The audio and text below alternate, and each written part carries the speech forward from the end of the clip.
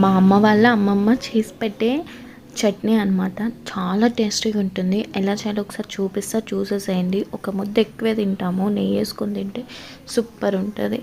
Oil వేసుకొని 2 or 3 table spoon కొంచెం ధనియాలు అండ్ కొంచెం జీలకర్ర, కొంచెం మెంతులు వేసుకోవాలి. దాంట్లో ఎండుమిర్చి అండ్ కరివేపాకు బాగా ఫ్రై చేసుకోవాలన్నమాట.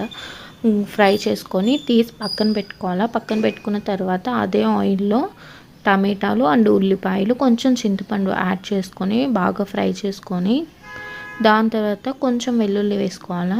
అది కూడా బాగా ఫ్రై చేసేసుకొని ఆఫ్ చేసుకోవడమే. ఆఫ్ చేసుకొని చల్లారిన తర్వాత పల్లీలని ఫ్రై చేసుకొని వాటి పొట్టు తీసేసుకోవాలి. దాని తర్వాత ఈ ఎండుమిర్చి మొత్తం వేసేసి మిక్సీ పట్టుకోవాలి. కచ్చా పచ్చగా మిక్సీ పట్టుకోండి. పోపు వేసేసుకొని ఈ చట్నీని దాంట్లో వేసుకొని ఒక్క 2 minutes ఫ్రై చేసుకుంటే ఎంతో టేస్టీగా ఉన్న చట్నీ రెడీ.